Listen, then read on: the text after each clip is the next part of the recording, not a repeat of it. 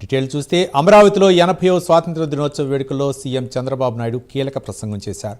సాగునీరు, పోలవరం, అమరావతి నిర్మాణం, మౌలిక వసతులు, గ్రీన్ ఎనర్జీ, మహిళా సాధికారతకు ప్రాధాన్యం ఇస్తున్నామని సీఎం చెప్పారు. వచ్చే ఏడాది మార్చి నాటికి పోలవరం పనులు పూర్తి చేస్తామన్నారు. పుష్కరాలకు ముందే జాతికి అంకితం చేస్తామన్నారు.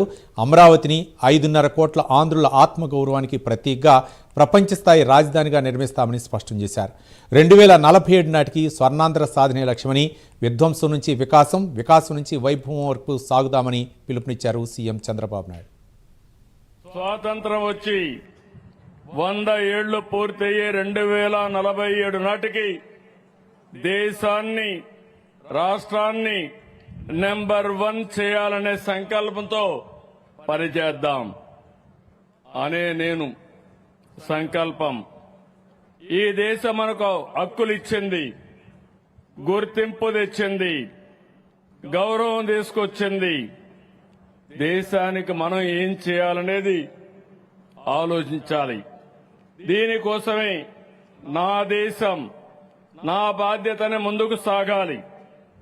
మన చేతిలో జాతీయ జెండా ఉండాలి.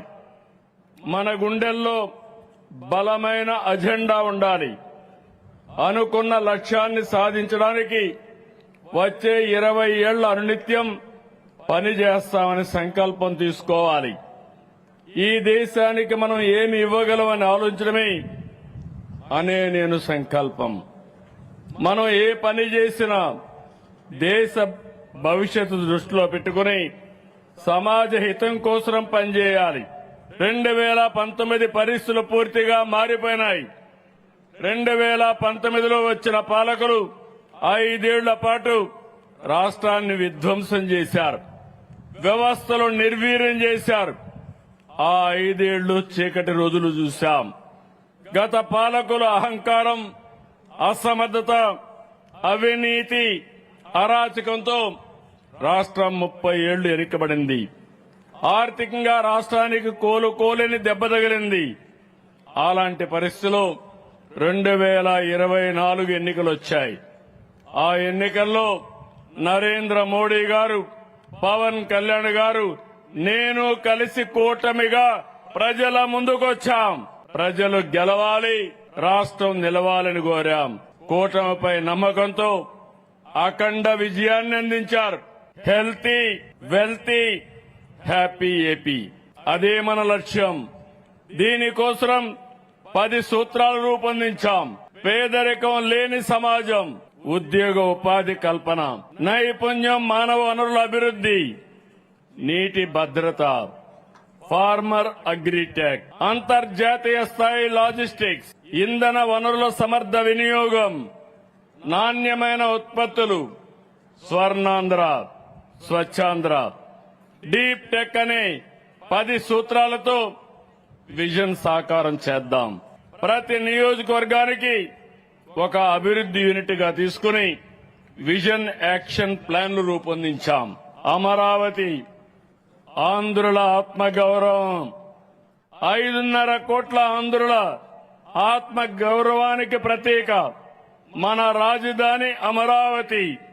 రాజధాని నిర్మాణం కోసం చరిత్రలో ఎప్పుడూ లేని విధంగా వేలాది మంది రైతులు, వేలాది ఎకరాల భూమి ఒక వినూత్నంగా ₹1 ఖర్చు లేకుండా ల్యాండ్ పూలింగ్లు ఇచ్చారు.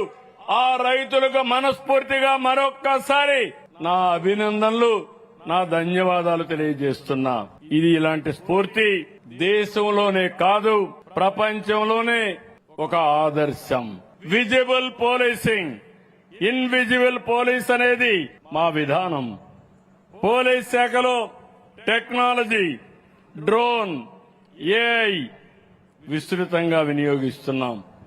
వీటి ఫలితాలు కనిపిస్తున్నాయి. నేరస్తుల్ని వేగంగా గుర్తించడంతో పాటు అంతే వేగంగా శిక్షలు పడేలా చర్యలు తీసుకుంటున్నాం. రాజకీయ ముసుగులో నేరాలకు పాల్పడే వారిపై కఠినంగా ఉంటాం. ఆడబిడ్డలపైన అఘాయిత్యాలకు పాల్పడితే అదే వారికి చివరి రోజున మరొక్కసారి హెచ్చరిస్తున్నాను. స్వాతంత్రం మనందరికీ హక్కులు ఇచ్చింది.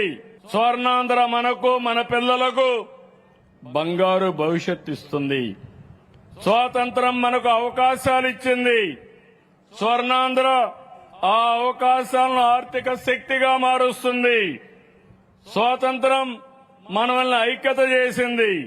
స్వర్ణాంధ్ర మనల్ని దేశంలో నెంబర్ 1 శక్తిగా నిలబెడుతుంది. 2024లో రాష్ట్ర పునర్నిర్మాణాన్ని ప్రారంభించాం. 2047 నాటికి అంతా గర్వించేలా స్వర్ణాంధ్ర నిర్మిద్దాం. ఇది కేవలం ప్రభుత్వ లక్ష్యం కాదు, ఇది 5.5 కోట్ల ఆంధ్రుల సంకల్పం కావాలని పిలిపిస్తున్నాను.